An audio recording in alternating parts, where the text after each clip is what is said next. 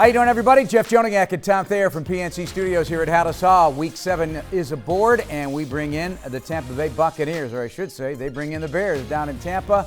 After last year's game, Week 5, Bears took it 20-19. DeAndre Houston Carson knocks away the final play of the game, and Tom Brady did not know it was fourth down. That'll be lingering in his head, Tom. Well, it is going to be a topic of discussion for him when he goes to the podium, but it's so much in his rearview mirror, especially when you conclude the season with the Super Bowl. But great quarterbacks, those little things are enough to drive them to another level. If it takes him completely out of his rhythm when he's playing the Bears next Sunday, I don't think it's going to be that. Right. Because let's talk about Tom Brady quickly, because he had back-to-back games of something he never done in 22 years. He goes and throws for 400 yards and 5 touchdowns in a game, and then he comes up with 80-something% completion percentage the next game against the Philadelphia Eagles, where he took what the defense gave him. He's absolutely amazing, because regardless of where your defense is set up, he doesn't care, because he knows where his players are going to be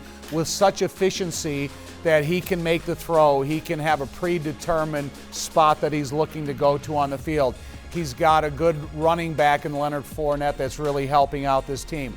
But listen, man, all the great things that we said about Aaron Rodgers last week, they can almost be doubled for Tom Brady, because this guy at 44 years old is still as competitive as anybody in the league. Yeah, so this Bears defense, coming off of that game against the Rodgers, they did not allow exorbitant yards and anything in that fashion. He didn't single-handedly win the game, but they had to stop the run. That did not happen to their level of expectation. So that's something to keep an eye on. The Buccaneers, they don't rely on the run to get it done, although Leonard Fournette has been doing a nice job. So what do you do with Tom Brady? Because he sets up quickly in the pocket. He gets rid of the ball quickly. But what is the key for the Bears defense? Interrupt his fundamentals. Every single position you play, offense, defense, it's all about your fundamentals and how perfectly that you can play them according to your position. If you talk about getting Brady off of his spot, if you interrupt his feet, if you interrupt his throwing motion where he can't follow through completely, all those types of things disrupt the efficiency and the timing of the quarterback position. In 1 affects 10. And so that's what you have to do with Tom Brady. You're not necessarily going to have perfect coverage for 5 seconds downfield, but if you can make Tom Brady get into an uncomfortable position, then that's when you compromise his efficiencies. So stopping the run, obviously, to earn the right to rush the passer, always key for the Bears, and they've got the pass rushers to do it. Khalil Mack and Robert Quinn are playing at Pro Bowl levels. They are the best combined duo right now in numbers of sacks in the National Football League with 11.5. They are getting it done and giving great effort and leadership in the process. Yeah, and lining up in multiple spots. I think that's the thing that you can take advantage of when you have guys that are rushing the passer this well. Because in the first 2 sacks of the game last week, the quarterback recognized that the defensive ends won their job, and he went to the ground. And I think that's something that you can speed up that process of Tom Brady.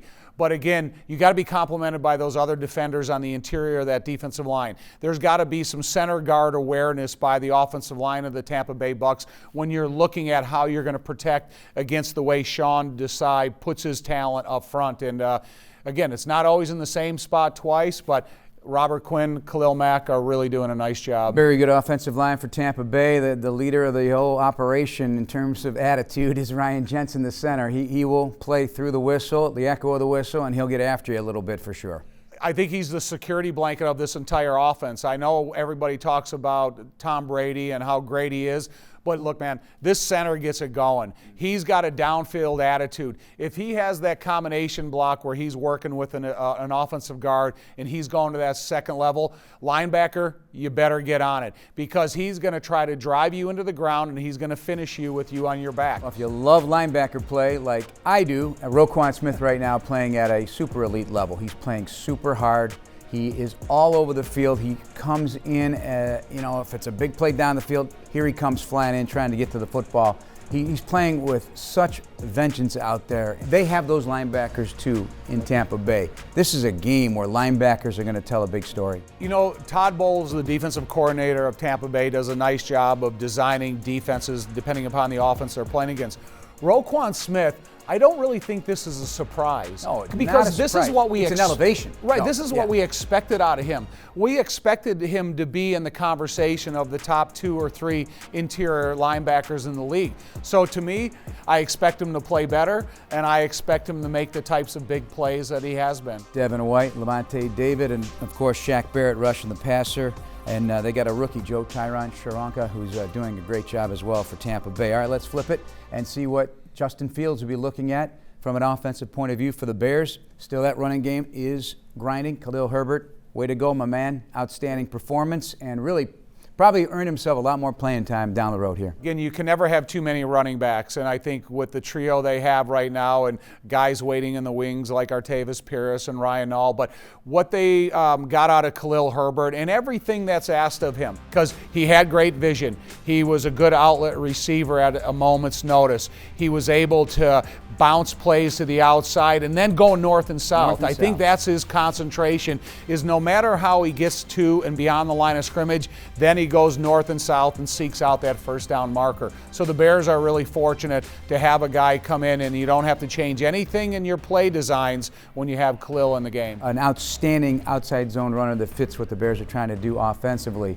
You know, Jason Peters had, I guess you would say, is his best game. I think offensive line coach Juan Castillo felt the same. He's really starting to get his conditioning and his legs under him at this point after not having much of an off season, and that is a great development for the Bears offensive line right now. Right, you know what Jason does well? He blocks well away from the point of attack, because there's a good early run in the game that you see Khalil Herbert cut it all the way backside when the point of attack was over to the right side.